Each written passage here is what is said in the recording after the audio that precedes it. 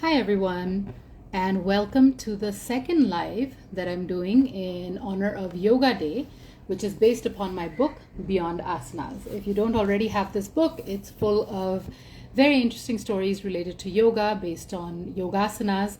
So if you don't have this book, you might just want to place an order for it. And today I'm going to be talking about chapter 2 of the book, and chapter 2 is called Anjaneyasana. And the Anjaneyasana is named after Anjaneya, who is Hanuman's mother. And so I've dedicated the chapter to her. And in this chapter, I talk about having faith and courage and the fruits of tapas or tapasya. And Anjaneya was actually a very good example of the importance of having faith and the importance of having courage, and how that is related to the kind of fervor that we do tapas with. And tapas or tapasya is something that's it's a very integral and very important part of yoga practice. And we all, as yoga practitioners, we keep doing our practice. We are dedicated and diligent about our practice, and that is a form of tapas. That is the tapas for us. And in Indian mythology, you'll find all kinds of people, not just yoga practitioners or sages, but you'll find all kinds of people performing tapas, and not really. Okay, Suzanne, love this book. Thank you, Suzanne.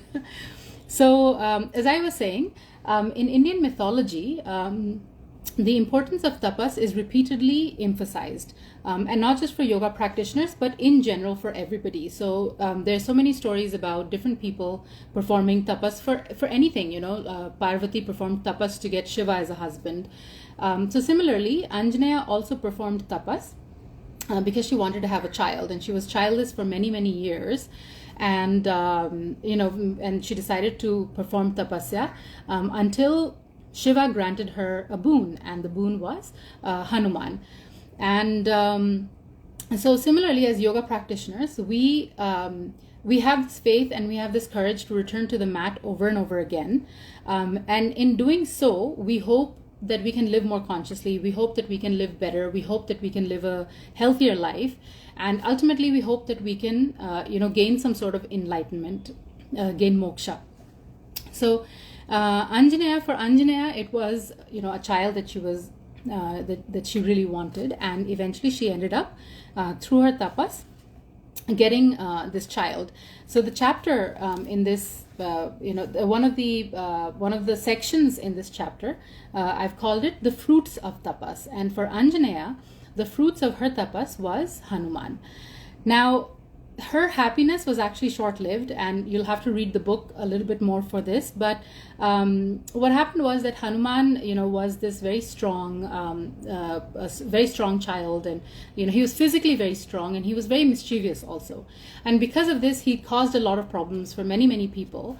And eventually, everyone got together. The village elders got together, and they decided that Hanuman should be sent away where he would be able to make the most of these the power that he had and the skills that he had. And he was also supposed to be very courageous, and he was supposed to he was supposed to have actually confused the sun for a mango and gone after it. And there's so many stories about the heroism that Hanuman displays. And so because of that, it was decided that he's going to be taken away from his mother, and he was going to join the army of the monkeys, or the Vanar Sena, where his skills and his strength could be put to the best use. And in this story, when I was writing this story, I was thinking about what it would be like to be Anjaneya, to be this woman who hankers after a child, who performs great tapas for many years for a child, and eventually that child is taken away from you. So what would it be like to be Anjaneya, to live with this kind of faith first, to perform this tapas, and then to live with the courage, to live for many years with the courage to know that your son and the only child that you have is okay. So the chapter actually talks about that. It talks about how she performed tapas, how Hanuman came to be, because he was half monkey. He's considered a demigod in Hinduism, in Hindu mythology. So the chapter talks about that, and I feel that when we are when you're doing Hanuman asana, and Hanuman asana is a very very commonly practiced asana in yoga classes all over the world. One thing that we should try and remember is that it's not just a hip opener. Again, I intend for these lives to be about how our asana practice is not just a bunch of movements. How is our asana? How can we go beyond asanas with our asana practice? A lot of people think that when we say beyond asanas, we're talking about meditation. We're talking about like the rest of yoga, the rest of the Ashtanga path. But no, there are, in my opinion, every time you practice yoga, there is a way of you going beyond the asana that you're practicing, beyond just the hip opener or the flexibility or the strength that you're trying to gain.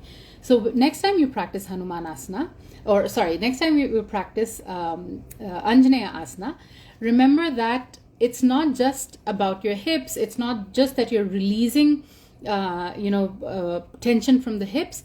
You have to remember that you're practicing with a lot of faith. The fact that you come back to yoga repeatedly, there's a certain faith that we practice yoga with. There's a certain courage that we practice yoga with, because you do not see results and you don't get the fruits of your labor in sometimes even in a month.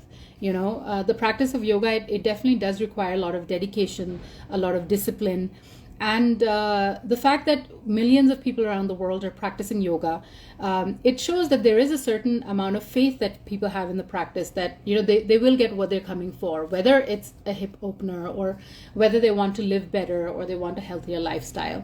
So for me, Anjaneyasana, it depicts that. It's about the faith and the courage that Anjaneya displayed when she was, when she wanted a child, and then when this child was taken away from her. And I would like to leave you with, just like yesterday, I read a little bit from the book. So in the book, I've spoken about the significance and symbolism of each of the asanas. So the significance that I've spoken about for Hanuman asana, there are actually 3 points. So I'd like to read those out. The first point is, when practicing this asana, we must search and connect to the faith that resides in the core of our being. As our tight muscles loosen up and we are able to delve deeper into this pose, our faith in ourselves also deepens. So basically, your asana practice is not only for the practice of yoga. Yes, it is about the practice, and the fact that you spend so much time, so much energy on the practice, it shows that you have faith in the practice. But at a larger level, the fact that you keep practicing over and over again, you keep focusing and working on yourselves over and over again, it shows that you actually have the ability of delving deeper into what you want, who you are. So that's the meditative aspect of yoga practice. The second point that I've spoken about for the significance of the Hanuman asana is before we let go of a painful memory, it is important to come face to face with it. And this is something that we speak about very often in yoga classes, that a lot of people, they try to not think about some painful incident that has happened, or they try to repress a lot of the memories, that exist in their minds and in their bodies. And in the practice of yoga, we repeatedly try to tap into these dormant feelings, into these stagnant feelings, and try to release them. So that's another significance of the Hanuman asana, of the Anjaneyasana, because it is a hip opener. And finally, I write that the faith and devotion that Anjana displayed are reflective of a true yogini. Our devotion to the practice, returning to the practice daily, and belief in the system of yoga must be unwavering.